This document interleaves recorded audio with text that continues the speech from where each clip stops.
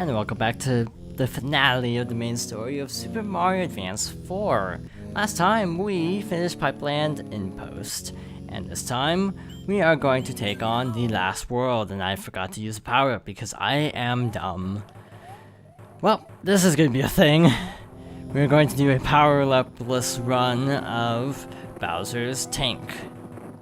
This can only end in disaster. I don't know how that works, but I'll take it. There's a power-up towards the middle of the level, which is a problem, because, well, the phrase, the middle of the level, is not exactly good when you're dodging bombs constantly. I got my hopes up, I thought it was this one. It's a little bit later in. Touch that. This is not my day, apparently. First videos don't render resulting in post-commentary. Now I forget to use a power-up.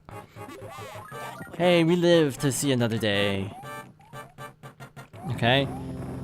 Now that we have the power-up, I'm not so worried. It was just that first stretch that I was like really worried about. Like the first, what, several dozen seconds? First, like, well, actually Mario seconds are different, so I don't know how long it's actually been. It's actually weird that Mario seconds are actually slightly different than real seconds, and I feel like they're better in this game than in like the original, because the original was like oddly, like the timer was ridiculous. It's like 9, 8, 7, 6, 5, 4, 3, 2, 1. It's like, wow, that is really not generous at all. You actually have a fire flower with Mario, which brings up the point that he would have been better suited for that level, unfortunately. Okay, so this is the cheesiest level in the game. By that I mean it's the most easily cheesed level of the game, meaning you can actually swim under the entire level. In the Game Boy Advance version, and I think the All-Stars version, they actually made a slight alteration to the game from the NES version. They, I think, removed a tile from a block, more like it, from the very end of the airship, so you can actually jump on to the airship a lot more easily. It's not an airship, it's just a ship. But yeah, you can jump onto the ship more easily than in the NES version. I think in the All-Stars version. Again, I'm not 100% sure because I'm not like a student of the game, I guess you could say. That's not a term that really applies to this game, and I totally wasn't paying attention, by the way. We only have to deal with Boom Boom, so I'm not like super concerned about like conserving power-ups and stuff. Just not really that worried. Watch, this is the one level where I'll die Boom Boom. Just because I said I'm not worried about it. Because karma! This is the end, I think. No wait, they didn't have a block missing, never mind. But yeah, I feel like there was one place where they like removed the block so it's easy to jump up, but I don't remember where. My memory's terrible, so I'm not 100% sure on anything. In any case, we finished the airship and the not airship. So now we have what are called the hand levels, which are really odd, like micro levels, kind of like the piranha plants.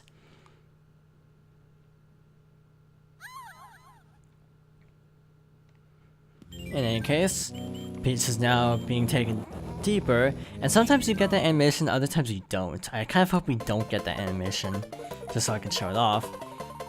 There's a power-up in this bottom right block. Oh, not the bottom right block, it's the one slightly over. So you have a Boomerang Bro, Super Bro, so the whole family is here. Family reunion of sorts. And voila, we have a P-Wing, except it's not a P-Wing, it's just a regular Raccoon Leaf. Super Leaf is the official name. I finally remembered that after 8 worlds, including resets because of losing data. So yeah, that only took like many hours. So this one actually isn't, you know, dragging us in, so we can just go in on our own time. This one has Pudaboos, Pudaboos. I've heard it all. To be blunt, I've heard like every pronunciation of that enemy name. I have no clue what it is. I think it's called a bubble in Japan, so I have no clue.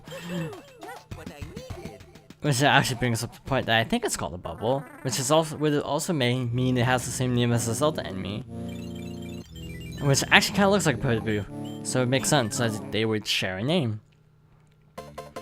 In any case, this one is actually one of the harder ones without a power up, because you have all these sheeps to deal with. There's like a fire flower in one of the blocks, but really, don't worry. Sheeps can't purposefully try to bounce you into the lava, so be careful of that. Like, I almost died, which is unusual. So we finished all the hand stages, and all that's left is an airship. This is the fastest airship in the fleet. Make the castle run in 12 parsecs or whatever. So I'm just gonna do this. I'm just gonna be a complete jerk and fly over your entire fleet. Yeah, I know I'm kind of cheating here, but to be honest, this level is like really hard, and I would probably spend like a good 10 minutes on this one level alone if I didn't do this, because I usually die a lot. This is usually the stage where I do die to Boom Boom, because I usually have no power-ups and do some stupid maneuver and I end up actually dying, so let's just circumvent this by not even playing the level legit. Why not? So you want to drop down to the left side so you don't accidentally fall off the airship, just fair warning. So this one will actually fly, which makes sense because you're on an airship. So you can kind of cheese it by doing that. And I don't think I even touched him that last time. Like, seriously, I don't think I even made contact with his head. Yeah, it didn't even look like there's, like, I stomped on him at all. That was weird. I'm not gonna complain any more than I have, because, frankly, that's actually very lucky. Do not use the P-Wing, actually. Do not use the P-Wing here, because I think it actually counts for the warp stages.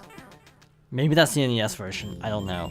But anyway, I'm just gonna be on the safe side and do it outside that, because if you fly up here, you actually get a P-Switch. And a lot of coins. You can easily get yourself a 1-up or 2. I'm actually gonna stick to the ground mostly, because I don't want to completely cheese the level. Just partially cheese the level. Whee! Oh boy, that's a bad spot. Another fun fact is you can actually land on this. Ba-bing, ba-boom. But yeah, this level is like one of the most broken if you have a P-Wing, because it's actually very difficult. That Koopa jump is not exactly an easy one. And then you have a note block to deal with, and you all know how I feel about note blocks, if you've watched my Mario Maker playthroughs. This is Luigi's last card, by the way. He will not be getting any more this entire playthrough, because there's only one more regular stage. That feels weird, huh? To only have one more regular stage in the entire game, but there is only one more. And this is another one that is ironically very easy to break. It's actually an intentional thing that causes an unintentional thing. Take your pick. Right pipe is coins, and left pipe, which I'm gonna try just for fun, is just a lot of 1-ups. If I'm not mistaken. Yeah, 1-ups. Oh, it's a leaf. That's weird. Anyway, you pop up out here. I think it's the same spot either way. And that was actually really stupid of me. Otherwise, if you don't do that, if you don't use the secret warp thing, you actually have to deal with an angry sun. So my advice would be use the pipe, so you don't have to do no jumps and deal with an angry sun at the same time. Just save yourself a lot of grief and trouble, and not have to worry about the angry sun. In addition to a cluster of other enemies. Luigi's actually gonna win if we don't die. Luigi's actually gonna get the last hit on Bowser's fleet. I don't know what the heck I'm saying actually by now. Okay, Fire Flower, I'll take it. I just want an extra hit because, well, frankly, Disco Waffles. I don't know what they're actually called. I remember hearing someone call them that, but I don't remember who. This is actually a treadmill, so make sure to be kind of tapping right as you come out the door. Thwomp. I don't actually care about getting hit there, because dude, we need to leave anyway. Oh boy, that was like way closer to a call than I wanted it to be. Okay, so now that we've made it here, we're pretty much home free. Let's break these blocks. Okay, and hit this on the left side. You want it to bounce. And it bounced into that, so that was useless. Just run. Just run like heck. That's my advice. Okay. So you got a Thwomp to deal with. You can fly over him. That was actually kind of a gutsy move. And then hit the P-switch, go through this door. And then just sit around for a little bit. Just sit and read a book or something. And crouch. Because you want to be crouching at this part, so you don't, you know, get a face full of spikes, not a fistful of spikes. Okay. Same fight as always, except on a conveyor belt. Ironically, it's not any harder. Yep, that's it. Done here. That was like way easier than I remember it being. Yeah, if you need that for well, it's actually really short. But if you don't have a raccoon type power-up, it takes a long time because you have to do some looping around, and if you're small, it's really ugly if you have to do that level small. You might as well use a fire flower because why the heck not? Might as well use a star because why the heck not? Or you might as well use a cloud because why the heck not? You can't even skip this level, so I don't know why I bother using a cloud other than just, I don't know, for lols, pretty much. Okay. This is a very Mario Maker-esque level. I have seen so many bullet levels in Mario Maker, it's not even funny. And they all suck mostly because they just have way more bullets than this. This is actually pretty good intro to shmups, or shoot-em-ups. That's one piece of gaming slang where I actually know exactly where it comes from.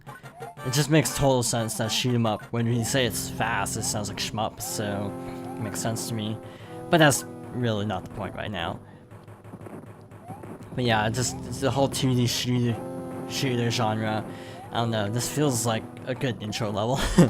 Again, like something like Touhou or Suguri X or whatever the heck it's called. It's way more intense than this, to be honest. But you know, nice little intro maybe to the idea of just dodging crud flying around the screen. And we got Boom Boom again. We have a fire, so we can just do that. Done. Piece of cake. And we're on the final level. Bada bing, bada boom. And we are on the final level. This is gonna suck, actually. Luigi to the rescue. Okay, that's actually really weird. Luigi's saving the day, but hey, he's gotta have his moment. He's not gonna get another moment until, about 10 years after this game. So we might as well use this because why the heck not? We might as well use that because why the heck not? And we're good to go. Yeah, that's my logic. I'm just using up power-ups for the heck of it, basically. I don't think this version has the wall clip that the other version has, the NES version has. I think you have to actually go around this part. You can't just clip through the wall, which is a little bit unfortunate actually, because I like doing that trick. You can try it. I don't think they let you. Like, I don't think it works. Let's not even try it. Save the frames! Actually, I never save frames by doing that because I always waste frames. Okay. And this is where we would end up otherwise. Oh, snap. Oh boy. Oh boy. That was actually really not good.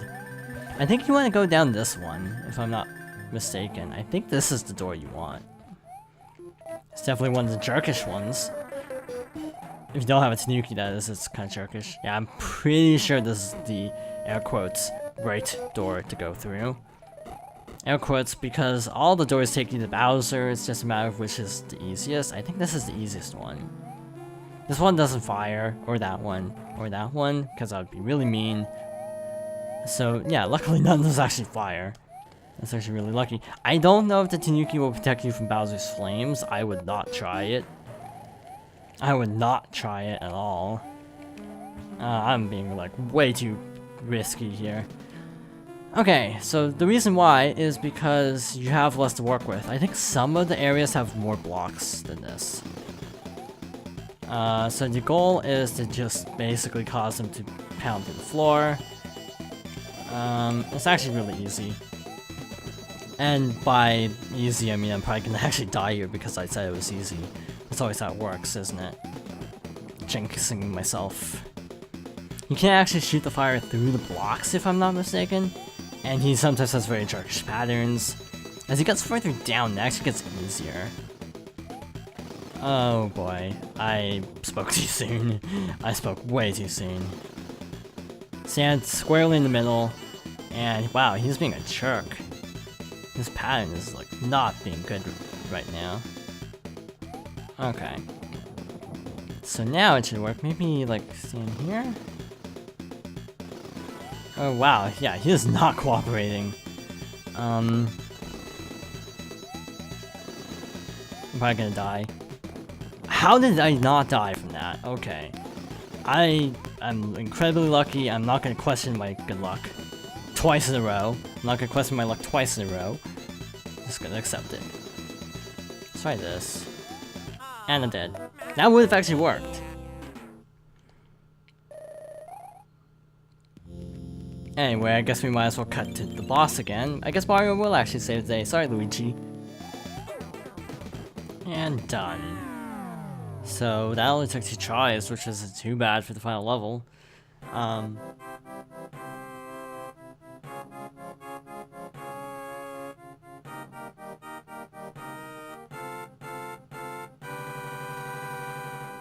Decided to let the music play.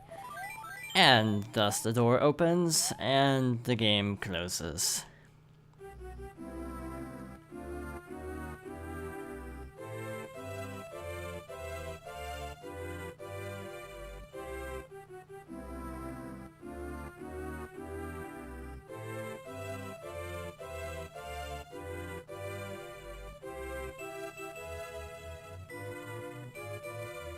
Sadly,